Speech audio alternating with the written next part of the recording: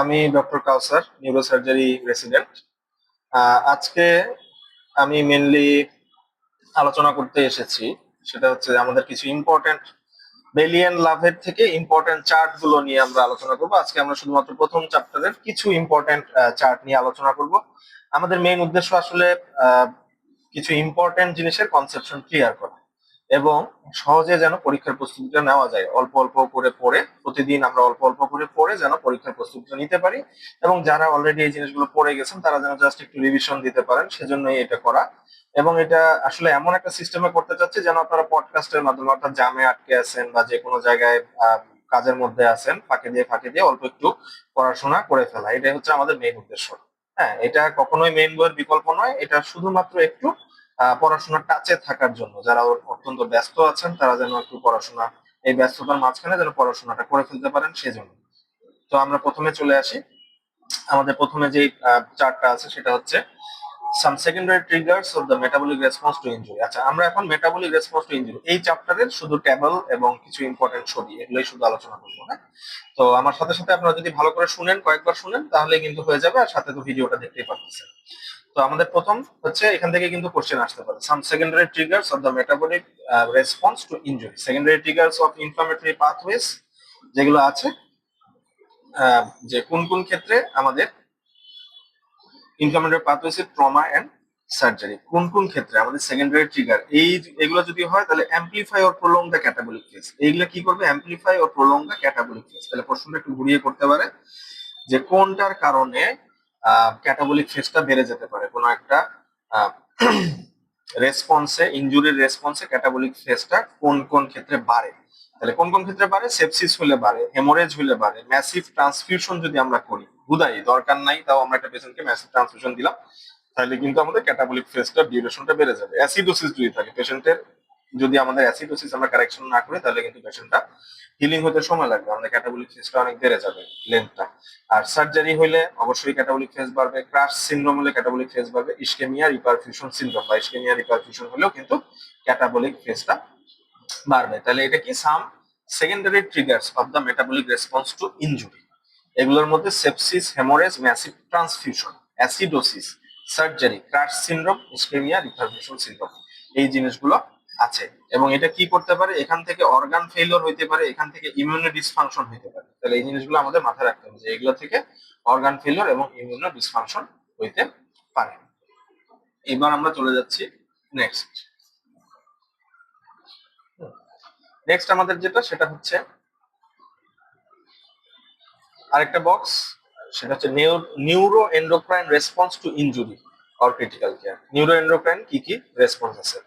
Neuro endocrine response গুলোর মধ্যে যেগুলো আছে সেগুলো হচ্ছে অ্যাকিউট ফেজ, মানে কয়েক ঘন্টার মধ্যে যে রেসপন্স গুলো পাওয়া যাবে, সেগুলোর মধ্যে কি কি আছে? এখানে কিন্তু হঠাৎ করে একটা ক্রনিক ফেজের জিনিস অ্যাকিউট ফেজের মধ্যে ঢুকাই দিতে পারে, যে followings are the neuro endocrine response to injury acute phase, কোনটা ক্রনিক ফেজ, এরকম কোশ্চেন দিতে পারে। অ্যাকিউটের মধ্যে একটা ক্রনিক দিয়ে দিতে পারে। যেমন অ্যাকিউট ফেজের মধ্যে ঘন্টার মধ্যে কাজ করে কোনগুলো? Elevated counter regulatory hormone. তাহলে counter regulatory hormones, counter regulatory hormones কাদেরকে বলতেছে? কাউন্টার হচ্ছে কর্টিসল, গ্লুকাগন, অ্যাড্রেনালিন। হ্যাঁ, এই তিনটা, কর্টিসল, গ্লুকাগন এবং অ্যাড্রেনালিন, এই তিনটাকে কিন্তু কাউন্টার রেগুলেটরি হরমোনস বলতেছে। Changes are thought to be beneficial for short term survival. এরা যে চেঞ্জ গুলো করতেছে সেগুলো কিসের জন্য ভালো? শর্ট টার্ম সার্ভাইভালের জন্য ভালো। তাহলে যদি আবার আসে চেঞ্জ করে দেয় যে লং টার্ম সার্ভাইভালের জন্য ভালো কিনা, না, লং টার্ম সার্ভাইভালের জন্য এগুলো ভালো না, এগুলো শর্ট টার্ম সার্ভাইভালের জন্য ভালো। তাহলে এগুলো কি? কর্টিসল, গ্লুকাগন এবং adrenaline.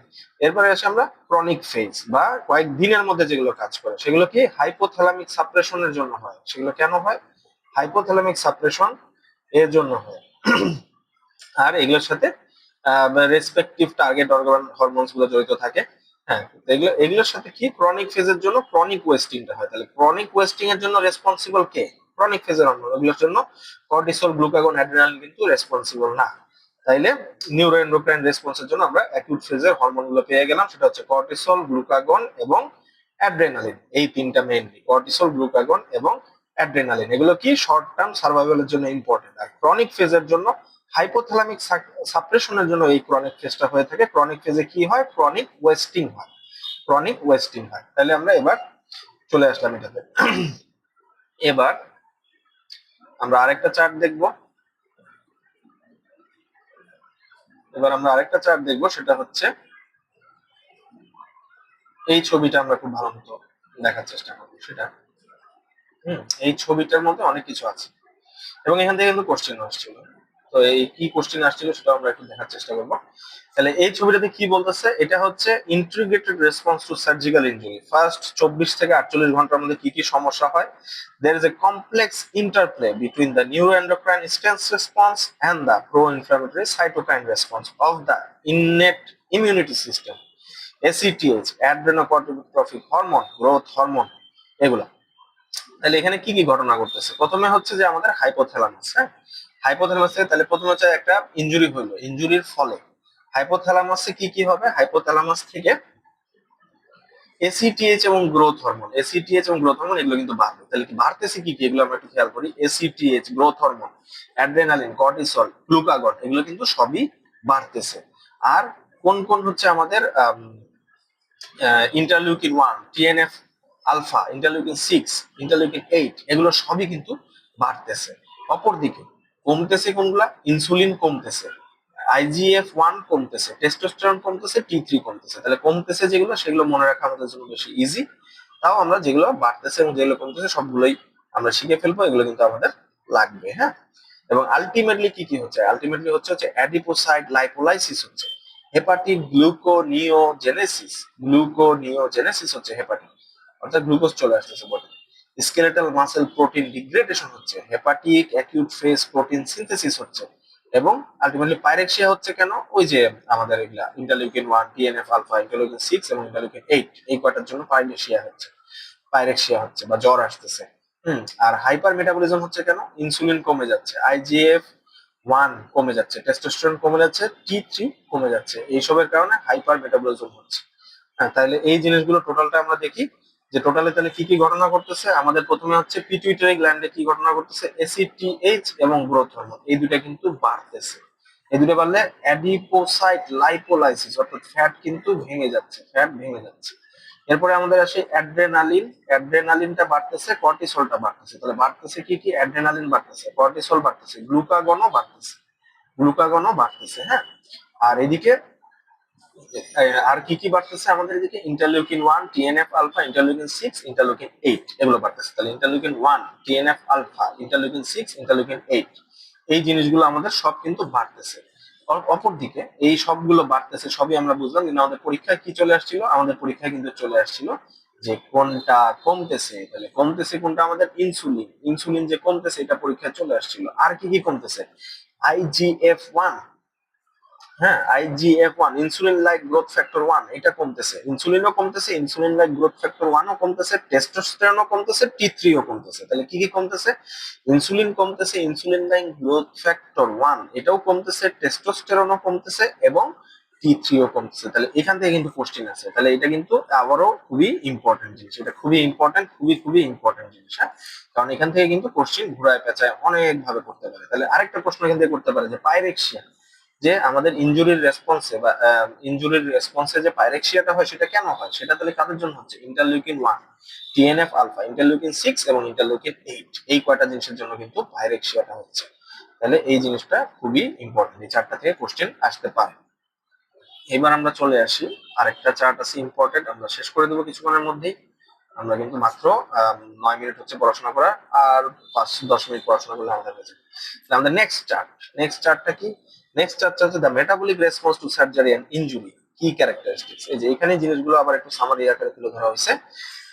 Rapid onset driven by pro inflammatory cytokine, এই যে আমরা বললাম কিন্তু ইন্টারলিউকিন 1, ইন্টারলিউকিন 6, টিএনএফ আলফা, হ্যাঁ, এই জিনিসগুলো দিয়ে কিন্তু আমাদের ওই সময় বাড়তেছিল। তারপরে কি, broadly related to injury severity, most severe in sepsis, burns and major trauma. তাহলে মেটাবলিক রেসপন্স কোন কোন ক্ষেত্রে বেশি হচ্ছে, যেগুলোতে সেপসিসে বেশি হচ্ছে, বার্নসে বেশি হচ্ছে, মেজর ট্রমাতে বেশি হচ্ছে, sepsis, burns and major trauma এগুলোতে বেশি হচ্ছে। Varies in severity between individuals, মানে মানুষ টু মানুষ কিন্তু মেটাবলিক রেসপন্সটা ভ্যারাই করে, কারো ক্ষেত্রে অল্পতেই অনেক বেশি রেসপন্স হয়, আবার কারো ক্ষেত্রে অনেক বেশি রেসপন্স হয় না। সুতরাং এটা জেনেটিক। তাহলে মেটাবলিক রেসপন্সটা কিন্তু এটা জেনেটিক, কারো বেশি কারো কম। আরেকটা কি কজেস ক্যাটাবলিজম, এই যে মেটাবলিক রেসপন্সের কারণে কিন্তু ক্যাটাবলিজম হচ্ছে, ওই যে আমরা দেখলাম ফ্যাট ভাঙতেছে, প্রোটিন ভাঙতেছে, তাহলে causes catabolism.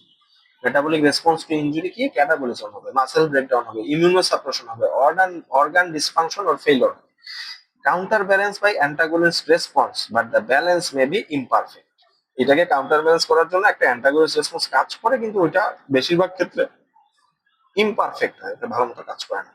Prolonged by sepsis and other secondary insults, কোনো সেপসিস যদি এর মধ্যে থাকে এবং সেকেন্ডারি ইনসাল্টস যদি থাকে, যে বারবার ইনজুরি হচ্ছে, তাহলে কিন্তু এটা সেকেন্ডারি যে আমাদের যে মেটাবলিক রেসপন্স টু সার্জারি কিন্তু লং হয়ে যাবে, প্রলংড হয়ে যাবে, এবং এটা ক্রনিকও হয়ে যেতে পারে, can become chronic, associated with most late deaths from injury or surgery in developed health systems.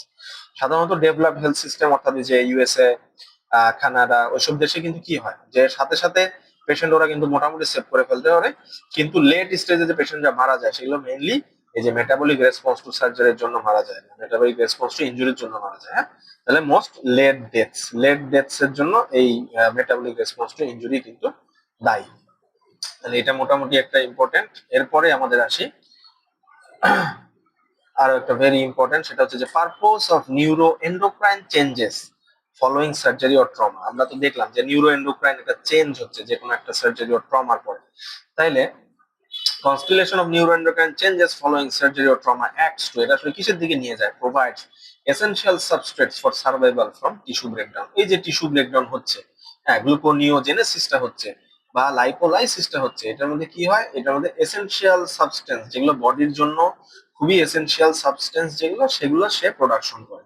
তাহলে এখানে কি করতেছে, এসেনশিয়াল সাবস্ট্রেটস প্রোডাকশনের জন্য সে এই নিউরোএন্ডোক্রাইন চেঞ্জ গুলো হচ্ছে। পোস্টপোন অ্যানাবলিজম, এখন বডি একটা ইনজুরির মধ্যে আছে, তাহলে এই সময় অ্যানাবলিজমের দরকার নেই, সে এই সময় পোস্টপোন অ্যানাবলিজম বন্ধ রাখে, সে ক্যাটাবলিজম চালু করে। অপটিমাইজ হোস্ট ডিফেন্স, এবং হোস্ট ডিফেন্স আগে বডিকে রক্ষা করার জন্য সে ব্যবস্থা নেয়, অপটিমাইজ হোস্ট ডিফেন্স। তাহলে এই কয়টা কাজের জন্য নিউরোএন্ডোক্রাইন চেঞ্জ গুলো হয়ে থাকে। এক নম্বর হচ্ছে এসেনশিয়াল সাবস্ট্রেট গুলো যেন পাইতে পারে, পোস্টপোন অ্যানাবলিজম করতে পারে, এবং অপটিমাইজ হোস্ট ডিফেন্স যেন অপটিমাইজ করতে পারে, এই কয়টা জিনিস। This changes may be helpful in the short term but may be harmful in the long term. এগুলো যে রেসপন্স গুলো আছে সেগুলো কিন্তু শর্ট টার্মের জন্য খুবই হেল্পফুল, কিন্তু লং টার্মের জন্য কিন্তু harmful in the long term, harmful in the long term হবে। তাহলে নিউরোএন্ডোক্রাইন যে চেঞ্জ গুলো হয় সেগুলো কি শর্ট টার্মের জন্য হেল্পফুল, কিন্তু লং টার্মের জন্য হার্মফুল। তাহলে এটা একটা ইম্পর্টেন্ট কনসেপ্ট। তাহলে এটা চলে আসলো আমাদের ইম্পর্টেন্ট একটা কনসেপ্ট। এরপরে আমরা চলে আসি এই যে হেপাটিক অ্যাকিউট ফেজ রেসপন্স, যে লিভার কি এখানে কোনো রোল আছে কিনা, যে একটা ইনজুরি হলো সেক্ষেত্রে লিভারের রোলটা কি, হেপাটিক অ্যাকিউট ফেজ রেসপন্সটা কি আসে, যে বডি প্রোটিন মেটাবলিজমে তারা একটা গুরুত্বপূর্ণ ভূমিকা পালন করে, characterized by positive reaction, CRP বেড়ে যায়। যে কোনো একটা ইনজুরি হলে সেখানে কি বাড়ে, সিআরপি, প্লাজমা কনসেন্ট্রেশনটা বাড়ে যাবে। আর কমবে হচ্ছে অ্যালবুমিন কমে যাবে। তাহলে একটা ইনজুরির রেসপন্সে সিআরপি বাড়তেছে এবং অ্যালবুমিন কমে যাচ্ছে, এটা একটা ইম্পর্টেন্ট জিনিস, ভেরি ইম্পর্টেন্ট জিনিস। হ্যাঁ, এরপরে আমরা চলে আসি আহ এরপরে আমরা চলে আসি যে হেপাটিক গেল, এবার আসি চেঞ্জেস ইন বডি কম্পোজিশনে কি কি আছে। বডি কম্পোজিশনে আছে যে আমাদের চেঞ্জেস ইন বডি কম্পোজিশনের মধ্যে যে জিনিসগুলো দেখা যাবে সেটা হচ্ছে যে catabolism leads to a decrease in fat mass and skeletal muscle mass, body weight may paradoxically increase because of expansion of fluid within the extracellular fluid space. আসলে কি হচ্ছে, ক্যাটাবলিজমের কারণে কিন্তু ফ্যাট মাস এবং স্কেলেটাল মাস কমে যাচ্ছে, অথচ দেখা যাবে যে বডি ওয়েট উল্টা এই বেড়ে যেতে পারে। কেন? কারণ হচ্ছে আমরা যে ফ্লুইড দিচ্ছি, এই ফ্লুইড গুলা এক্সট্রা সেলুলার ফ্লুইড স্পেসে জমা হয়ে আলটিমেটলি বডি ওয়েট কিন্তু বাড়ায় ফেলতে পারে। তাহলে এটা একটা ইম্পর্টেন্ট জিনিস ছিল। এবার আসি আমাদের অ্যাভয়েডেবল ফ্যাক্টরস। এটা যে কোনো সার্জনের ক্ষেত্রে এটা প্রশ্ন করতেই পারে যে avoidable factors that compound the metabolic response to injury during elective surgery. Elective সার্জারির ক্ষেত্রে কি কি জিনিস করলে আমাদের অ্যাভয়েডেবল ফ্যাক্টর, এগুলা অপারেশনের সার্জিক্যাল রেসপন্সটা আমাদের কম করানো যাবে, যেমন continuing haemorrhage or volume loss. হ্যাঁ, এটা যদি আমরা অ্যাভয়েড করতে পারি, যে আমরা বেশি ব্লিডিং করলাম না, ভলিউম লস কম করলাম, তাহলে কিন্তু সার্জারি রেসপন্সটা ভালো হবে। হাইপোথার্মিয়া যদি প্রিভেন্ট করতে পারি তাহলে সার্জারি রেসপন্স ভালো হবে। টিস্যু এডিমা যত কম হবে সার্জারির রেসপন্স তত কম হবে, অর্থাৎ মেটাবলিক রেসপন্স টু ইনজুরি তত কম হবে। হ্যাঁ, টিস্যু আন্ডার পারফিউশন, এই অক্সিজেন সাপ্লাই যদি আমরা ঠিক রাখতে পারি, ব্লাড সাপ্লাই যদি ঠিক রাখতে পারি, টিস্যুর পারফিউশন যদি ঠিক থাকে, তাহলে কিন্তু আমাদের মেটাবলিক রেসপন্সটা কম হবে। স্টারভেশন, পেশেন্টকে যত দ্রুত আমরা খাওয়া দাওয়া দিতে পারবো ততই কিন্তু ভালো। স্টারভেশনের টাইমটা কমায় আনতে হবে এবং ইনমোবিলিটির টাইমটা কমায় আনতে হবে। পেশেন্টকে অ্যাজ আর্লি অ্যাজ পসিবল তাকে অ্যাম্বুলেশন দিতে হবে। তাহলে এই জিনিসগুলো যদি আমরা কন্ট্রোল করতে পারি, অর্থাৎ হেমোরেজটাকে যদি continuing haemorrhage or volume loss এই জিনিসটাকে যদি প্রিভেন্ট করা যায়, হাইপোথার্মিয়াকে যদি প্রিভেন্ট করা যায়, টিস্যু ইডিমাকে যদি প্রিভেন্ট করা যায়, টিস্যু আন্ডার পারফিউশনকে যদি প্রিভেন্ট করা যায়, স্টারভেশনকে যদি মিনিমাম করা যায়, ইমোবিলিটিকে যদি মিনিমাম করা যায়, তাহলে কিন্তু আমাদের সার্জিক্যাল রেসপন্স টু ইনজুরি অনেক কম হবে। তাহলে এগুলো হচ্ছে অ্যাভয়েডেবল ফ্যাক্টর, এগুলো চাইলে একজন সার্জন অ্যাভয়েড করতে পারে বা কমায় নিয়ে আসতে পারে। সো এটা খুবই একটা ইম্পর্টেন্ট জিনিস। হুম, এই জিনিসগুলো খুবই ইম্পর্টেন্ট ছিল। এরপরে আমরা আসি যে মোবিলাইজেশনের একটা ব্যাপার। মোবিলাইজেশনের ব্যাপারটা কি বলতেছে, যে avoidable factors that compound the response to injury. তাহলে এই যে এই জিনিসটা আমরা বললাম যে ইমোবিলাইজেশনটাকে কমায় আনতে হবে, স্টারভেশনটাকে কমায় আনতে হবে, হ্যাঁ, আর এদিকে ওন্ড হাইপোথার্মিয়া কমায় আনতে হবে, হাইপোটেনশন কমায় আনতে হবে, অর্থাৎ টিস্যু পারফিউশনটাকে আমরা ঠিক রাখতে হবে। পেইন, ব্যথার কারণে কিন্তু এই যে ইমোবিলাইজেশন হয়, ব্যথা যদি আমরা কমায় আনতে পারি তাহলে পেশেন্ট নড়াচড়া করবে, এটা ভালো। আর ওমটা যত ছোট হবে, যত মিনিমালি ইনভেসিভ করা যাবে ততই ভালো। তাইলে এই সবের কারণে অ্যাড্রেনো সিম্প্যাথেটিক অ্যাক্টিভেশনটা কম হবে। অ্যাড্রেনো সিম্প্যাথেটিক অ্যাক্টিভেশন এবং সাইটোকাইন ক্যাসকেড রিলিজ এই দুইটা যদি কম হয় তাহলে পাইরেক্সিয়া কম হবে, অ্যাকিউট ফেজ রেসপন্স কম হবে, ইনসুলিন রেজিস্ট্যান্স কম হবে, ফিউটাইল সাবস্ট্রেট সাইক্লিং এটা কম হবে, মাসল প্রোটিন ডিগ্রেডেশন কম হবে এবং আলটিমেটলি এই ক্যাটাবলিজমটা আমার কম হবে। তাহলে এই জিনিসগুলো আমাদের কিন্তু ইম্পর্টেন্ট, এই জিনিসগুলো সবগুলো ইম্পর্টেন্ট, যে কোনগুলো জিনিস আমাদের জন্য বেশি ইম্পর্টেন্ট। হ্যাঁ, কোনগুলো জিনিস বেশি ইম্পর্টেন্ট, পাইরেক্সিয়া প্রিভেন্ট করতে হবে, অ্যাকিউট ফেজ রেসপন্সটা কম হবে, ইনসুলিন রেজিস্ট্যান্স কম হবে, ফিউটাইল সাবস্ট্রেট সাইক্লিংটা কম হবে, মাসল প্রোটিন ডিগ্রেশনটা কম হবে। কি করলে এগুলো কম হবে, যদি আমি ওন্ড ছোট হয়, হাইপোথার্মিয়া প্রিভেন্ট করতে পারি, হাইপোটেনশন প্রিভেন্ট করতে পারি, পেইন প্রিভেন্ট করতে পারি, তাহলে কিন্তু আমার পাইরেক্সিয়া কম হবে, অ্যাকিউট ফেজ রেসপন্স কম হবে, ইনসুলিন রেজিস্ট্যান্সটা কম হবে, ফিউটাইল সাবস্ট্রেট সাইক্লিংটা কম হবে, মাসল প্রোটিন ডিগ্রেডেশনটা কম হবে এবং আলটিমেটলি ইমোবিলাইজেশন এবং স্টারভেশন এই দুইটা কম হলে আলটিমেটলি আমার ক্যাটাবলিজম অথবা সার্জিক্যাল রেসপন্স টু ইনজুরিটা আমার অনেক কমে আসবে। তাহলে এটা গেল সার্জিক্যাল রেসপন্স টু ইনজুরি কমে আসলো। এখন একটা আরো খুবই একটা ইম্পর্টেন্ট জিনিস, সেটা হচ্ছে যে এ প্রোঅ্যাক্টিভ ইরেজ অ্যাপ্রোচ। ইরেজ মানে কি, enhanced recovery after surgery. Enhanced recovery after surgery জিনিসটা কি, এটা হচ্ছে যে যেন দ্রুত সে সার্জারি থেকে রিকভারি করতে পারে। এবং সার্জনের অবশ্যই এটা জানা উচিত যে ইরেজ অ্যাপ্রোচ জিনিসটা কি। তাহলে মিনিমাল অ্যাসেস টেকনিকে আমাদের অপারেশন করতে হবে। যে সকল অপারেশন মিনিমাল অ্যাসেস টেকনিকে করা সম্ভব সেগুলো অবশ্যই আমাদের মিনিমাল অ্যাসেস টেকনিকে করা উচিত। তাহলে এটা হচ্ছে ইরাস অ্যাপ্রোচ। ইরাস অ্যাপ্রোচের এক নাম্বার হচ্ছে মিনিমাল অ্যাসেস টেকনিক। আর কি, blockade of afferent painful stimuli, যত পেইন কমানো যায় পেইনফুল স্টিমুলাই কমাইতে হবে। পেইনফুল স্টিমুলাই কমাইলে রোগী ভালো থাকবে, পেইনফুল স্টিমুলাই কমাইলে রোগী ভালো থাকবে। তাহলে মিনিমাল অ্যাসেস টেকনিক হলো পেইনফুল স্টিমুলাইটা কমাইতে হবে। পেইনফুল স্টিমুলাইটা কমাইতে হবে, যেমন কি কি ইউজ করতে পারি আমরা, এপিডুরাল অ্যানালজেসিস ইউজ করতে পারি, স্পাইনাল অ্যানালজেসিস ইউজ করতে পারি, ওন ক্যাথেটার ইউজ করতে পারি। এগুলো সবই কিন্তু ইরাসের পার্ট। তাহলে এপিডুরাল অ্যানাস্থেশিয়া কিন্তু ইরাসের part, spinal anaesthesia ERAS, spinal analgesia. তাহলে এপিডুরাল অ্যানালজেসিয়া এগুলো কিন্তু অ্যানালজেসিয়া মানে অ্যানাস্থেশিয়া না, শুধু অ্যানালজেসিয়া মানে ব্যথার ওষুধগুলো ওই রুটে দেওয়া যেতে পারে। স্পাইনাল অ্যানালজেসিয়া, ওন্ড ক্যাথেটার এগুলো সবই কিন্তু ইরাস, অর্থাৎ এনহ্যান্সড রিকভারি আফটার সার্জারি এটার পার্ট। হ্যাঁ, আর এদিকে কি, minimal period of starvation, starvation যত কম রাখা যায় এবং আর্লি মোবিলাইজেশন। তাহলে মাত্র চারটা আমাদের পার্ট হচ্ছে ERAS, enhanced recovery after surgery part, minimal access technique, blockade of afferent painful stimuli যেন ব্যথা কম পায়, মিনিমাল পিরিয়ডস অফ স্টারভেশন এটা একটা পার্ট এবং আর্লি মোবিলাইজেশন এটাও একটা গুরুত্বপূর্ণ পার্ট। তাহলে এই মোটামুটি আমাদের এই চ্যাপ্টার থেকে এই জিনিসগুলোই হচ্ছে ছিল মেইন, এবং এই জিনিসগুলো যদি ভালো মতো ফলো করা হয় এগুলো থেকে ইনশাল্লাহ বিভিন্ন পরীক্ষায় কম্পিটিটিভ পরীক্ষায় কমন পাওয়া যাবে এবং এগুলোই শর্টের মধ্যে মোটামুটি এই হচ্ছে পড়াশোনা। তো ধন্যবাদ সবাইকে। আপনাদের যদি ভিডিও ভালো লাগে অনুগ্রহপূর্বক আমাদের চ্যানেলটাতে সাবস্ক্রাইব করবেন। এটা হচ্ছে আমাদের একটা ভিন্ন ক্যাটাগরি, এটা হচ্ছে বেলি অ্যান্ড লাভ ইম্পর্টেন্স। এই প্লেলিস্টে আমাদের এই ভিডিওগুলো সব পেয়ে যাবেন ইনশাল্লাহ, এবং এখানে আমরা পর্যায়ক্রমে সবগুলো চ্যাপ্টারের সবগুলো ইম্পর্টেন্ট জিনিস নিয়ে আলোচনা করব ইনশাল্লাহ। এগুলো থেকে মোটামুটি পরীক্ষাগুলোতে কমন পাওয়ার সম্ভাবনাটা অনেক বেশি। ধন্যবাদ। যারা চলতে ফিরতে বিভিন্ন সময় পড়াশোনা করতে চাচ্ছেন, তারা এগুলো নিয়ে পড়াশোনা করে ফেলতে পারবেন। প্রতিদিন 10-15 মিনিট 20 মিনিট সময় এদিকে দিলে ইনশাল্লাহ আপনাদের একটা মোটামুটি প্রিপারেশন হয়ে যাবে, সব রিভিশন হয়ে যাবে। ধন্যবাদ সবাইকে। আসসালামু আলাইকুম।